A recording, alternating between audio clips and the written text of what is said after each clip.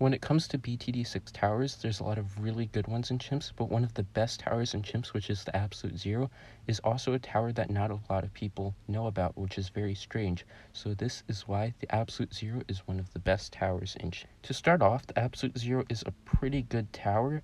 It has a great ceramic stall with the big radius, and it can also stun ceramics pretty well. And then it has its ability, which can freeze Moabs and slow down all the Bloons on the screen. This is pretty good, but what makes it really, really good is that it has a bug with the top cross path, where if you get the 150 Absolute Zero, it slows mobs down by, I think it's 75% after the ability is used, which is really, really good. As you can see, this Moab is going quite a bit slower than it normally would, and this is on fast forward, by the way. So the Moab is definitely going a lot slower, and you can use these on DDTs too, and this is just a really, really good in Chimps. So this is some comparisons between the slowed down BFBs and the regular BFBs with fast forward on, by the way. So the slow is really, really powerful, and it is viable in Chimps, and I'm going to show a good strategy with it. So the cool thing about the Absolute Zero strategy is that it's a support tower, so you really can use it with any tower you want. Any damage tower that's good, and the important thing to note is that it will need around 100 damage, so usually a Moab Eliminator is really good with this.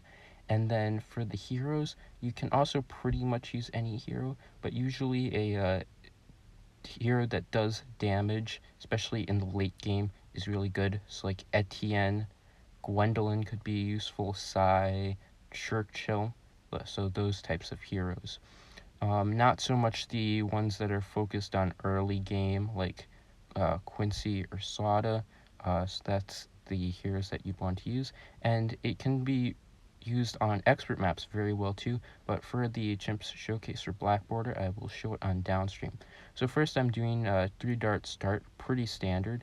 I'm going to do something different and get a tack shooter for early game damage, so I can afford into Churchill. You can do anything like Ninja Alk that will get you into your hero, or just something like that, or use your hero in general.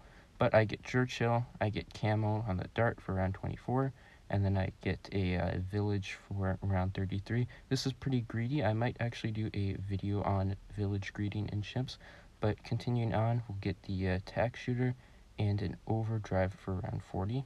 And then I can just continue going on getting my damage tower. So in this case, for damage, I'm going to have a tax zone, which is really good damage. You can use any good damage tower. It just has to have a bit of single target damage in with it too. So tax zone, permacharge, Century Paragon, not Century Champion, and anything like that.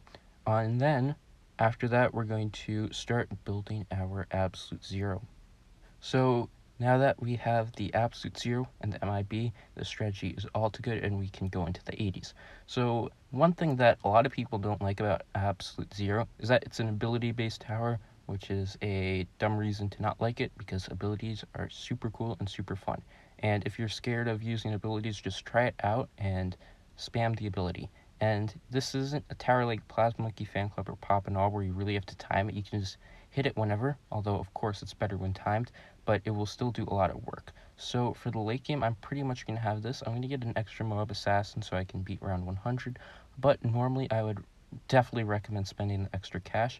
A Moab Loot and Sabo is pretty important because that goes with the Absolute Zero very well and can do some extra slow, especially when it's on its downtime.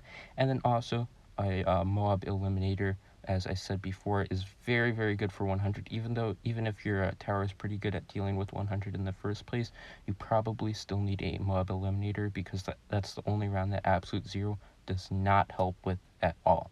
So we get this, we're using Churchill's ability, we're using the Absolute Zero ability, and we are destroying these rounds with so much cash extra.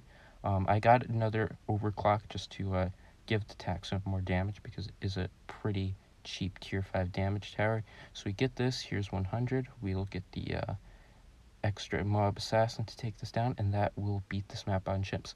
Of course, you can use this strategy on other maps in Chimps, and I hope you tried this strategy out and enjoy. I'm interested in doing more of these chimp strategy videos in the future, so let me know if you would like to see that, and goodbye.